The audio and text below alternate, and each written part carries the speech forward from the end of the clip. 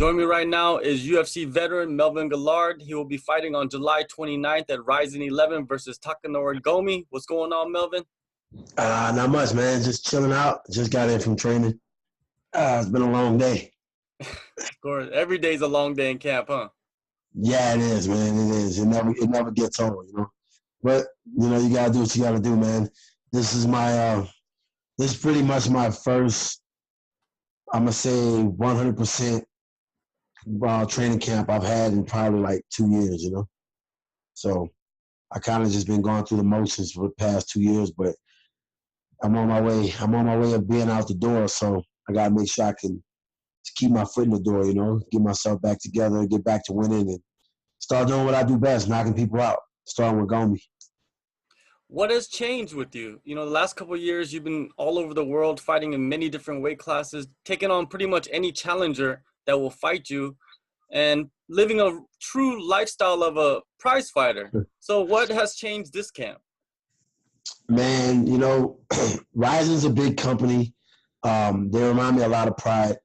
And I want to be able to go to Japan and get my feet set and be with a great company again. You know, when I was with the UFC, man, you know, I was riding all those highs and I was enjoying life. And when the UFC released me, you know, I feel like I lost a part of myself for a while there. You know, I couldn't find my footing in the ground and I wasn't happy with certain companies. I was happy with Bellator, but it was a mutual agreement to walk away from Bellator before I do too much damage to myself.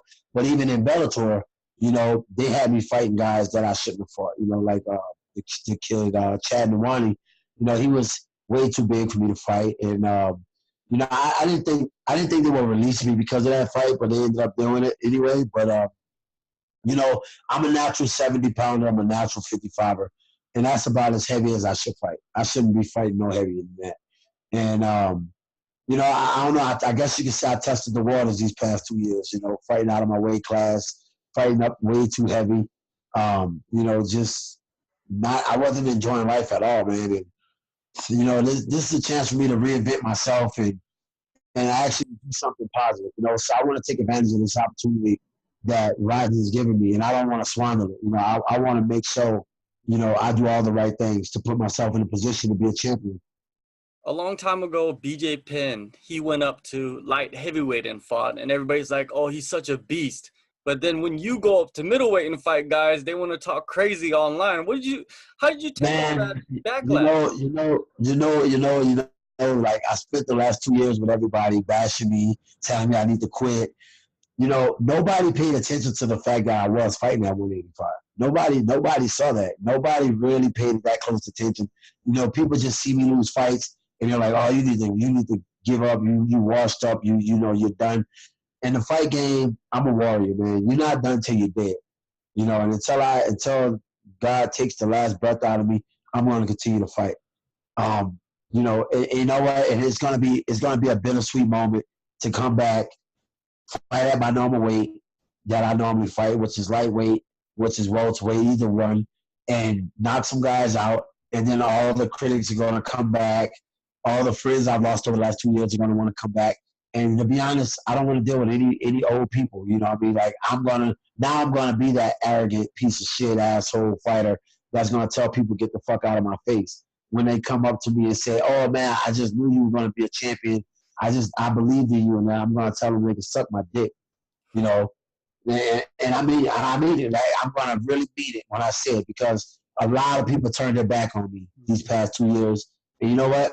I'm gonna say. Before the past 2 years, I've been out of the UFC about 4, maybe 5 years now. I'm gonna say people started turning their back on me when I got out of the UFC. You know, and everybody's like, "Oh, why? When are you gonna go back to the UFC?" The UFC is just a platform. It's just an organization. There's so many other great organizations. You know, Bellator, RIZIN, what is it? One Fight Championship or whatever. There's a lot of great organizations out there.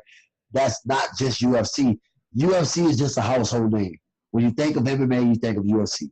You know, that's just what it is. I was blessed and fortunate enough to be able to fight for the UFC for 13 years, and I gave them the best 13 years of my career, you know, and I still feel like I got a lot of fight left in me, and now I want to share that with RIZIN, and I'm hoping that I can go in here.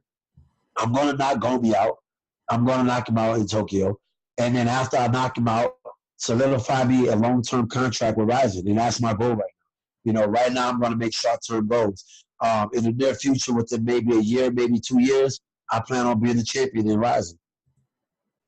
Speaking of Gomi, many people believe, you know, after he got cut by the UFC, he was washed up. But in his last fight, he faced a young talent, you know, a prospect, Yusuke Yachi, and he kind of proved that he still has a little bit in the gas tank left. He seems like he's pretty dangerous still. Do you agree? Gomi's always going to be a dangerous fighter. You know what I mean? That's just like, for me, I'm always going to be a dangerous fighter. You know what I mean? Like, we're fighters. We're warriors. You know what I mean? I take nothing from Gomi. Gomi has made a name for himself throughout the years the same way I have. I think two legends meeting in the center of the ring fighting is going to be great for the people, great for the fans, and it's going to be great for both of us because one of us have to win, and it's going to be me. You know, I need this win. I need this win more than anything. And Gomi, the fight with Gomi for me will put me right back in the spotlight. It'll put me right back up there for talking about fighting tougher guys. Gomi to me hasn't lost a step. You know what I mean? And I mean, I'm only 35. If I'm not mistaken, Gomi may be a little bit younger. We're not old. You know what I mean? We're in our prime. You know, we've just been around so long. People don't realize how young we really are. You know, I've been fighting professionally since I was 16 years old. You know, and people still don't realize I was a kid amongst men fighting when I was a kid. You know, I was a baby. Now I done came into my own. The only thing I've done wrong these past 2 years is not train right. I didn't care about if I want to fight anymore. Like just last January, I almost quit, retired until I got a regular job, and I saw a paycheck for 1 week's work, and I was like, hell no, I can't do this. You know what I mean? And that was when I told myself, I'm a fighter. You know what I mean? I chose this career. This career chose me a long time ago. And now it's time to keep fighting while I have the chance and have the willingly to do it. You know, once I get in my 40s and 45 and touching the close to 50, then I won't be able to fight. So I want to enjoy it for the rest of my career. And that's what I plan on doing. I plan on having fun again, starting with Gomi. I plan on going to Japan, enjoying it, soaking it in, and I plan on knocking Gomi out the first round. Where are you spending your training camp for this fight? I'm training here in Aurora, Colorado. I'm still in Colorado. I'm training at A1 Boxing, part boxing, part MMA. I'm still a part of Genesis Fight Team, but you know, I've been a little selfish these past 2 years, like I said, and I've been selfish to some of my teammates, not helping those guys prepare. You know, like Justin Gaethje, Brandon Gertz, a lot of those guys. So I stepped away from the team for a while until I can get myself back together and know that I'm back 100%. So I'm spending most of my time right now at A1 Boxing with some boxers / MMA guys, you know, just mixing it up. Has it been a challenge for you to get down to 160 pounds, you know, after competing at... Right now, I'm right at about 172. I'll pretty much hold my weight until I'm going to actually start cutting on Saturday.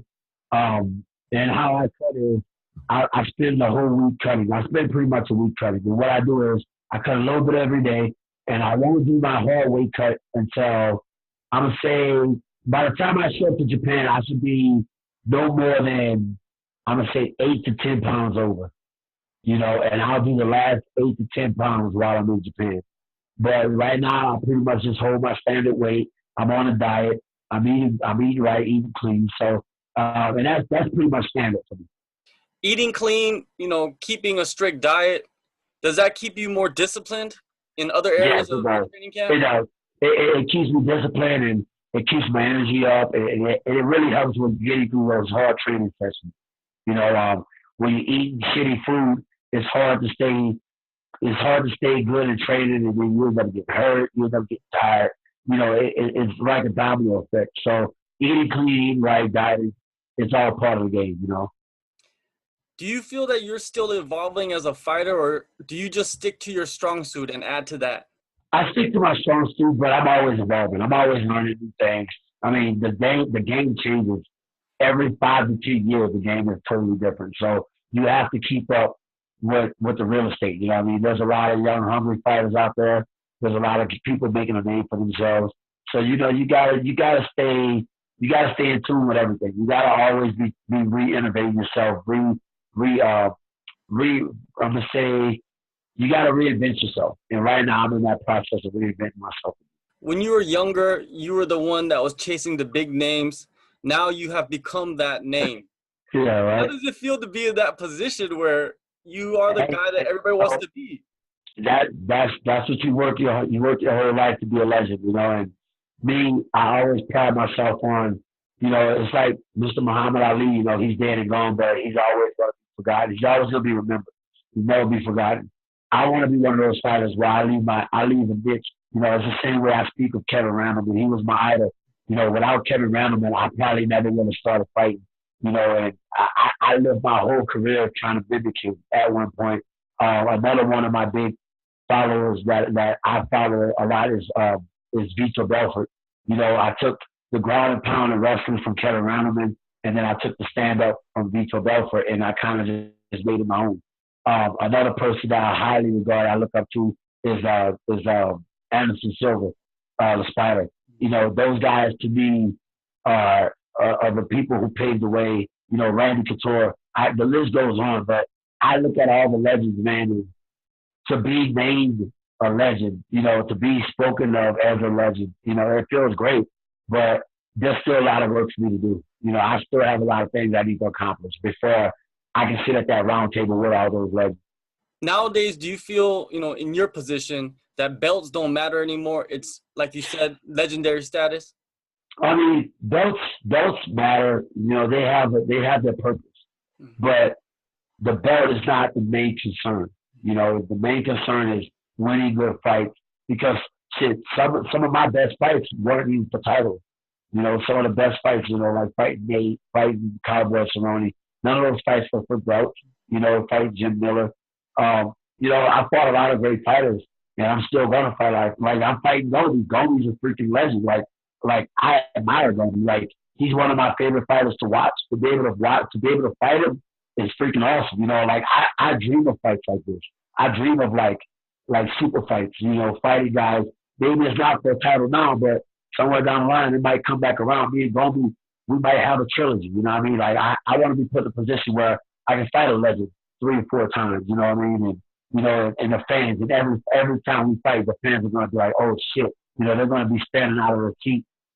You know, you dream of fights like that, you know, and I'm one of those kind of fighters. So I'm just happy that I'm focused again. I'm training 100%. I'm giving MMA back 100% of my dedication, you know, and, you know, I left all the drugging and the partying alone. You know, I walked away from it because I feel like that had a part with tearing my whole career apart from me, you know what I mean? So to be focused, you know, and I'm only, like I said, I'm only 35. I feel like I have a second chance at life again, and I'm going to take advantage of it. What separates you from Gomi that will likely win you this fight? My speed, my power, just me. You know what I mean? I'm fucking Melvin Guillard, bro. Like I'm an assassin, bro. When I step in there against Gomi, he's gonna know he's got to fight, and I'm gonna knock him out. I'm gonna put him through the ropes. I'm gonna knock him out because, like I said, me fighting in Japan it's a dream come true. I never imagined being able to fight in Japan because I was in the UFC. And now that I have a chance to fight in Japan and honor Kevin Randleman, you know, this fight's going to be dedicated to Randleman. And to honor him, I'm going out with a bang, bro. Like, I'm leaving all in the ring, you know, and I'm going there to win. I'm not even thinking of taking the loss. I'm going there to knock Gomi out and solidify me a long-term contract with RIZIN. You know, I want to be a part of RIZIN for a long time to come. The same way I was for 13 years with the UFC, I would love to be a part of RIZIN for the next 13 to 15 years left of my career. July 29th, RIZIN 11. Melvin Guillard will face Takanori Gomi. It's gonna be a banger. It's gonna be crazy, man. Like it's gonna be fireworks, baby. It's gonna be fireworks, and I'm excited. All right, man. Thank you for your time and good luck on your fight, man. Thank you, man. I'll see you guys. See you in Tokyo.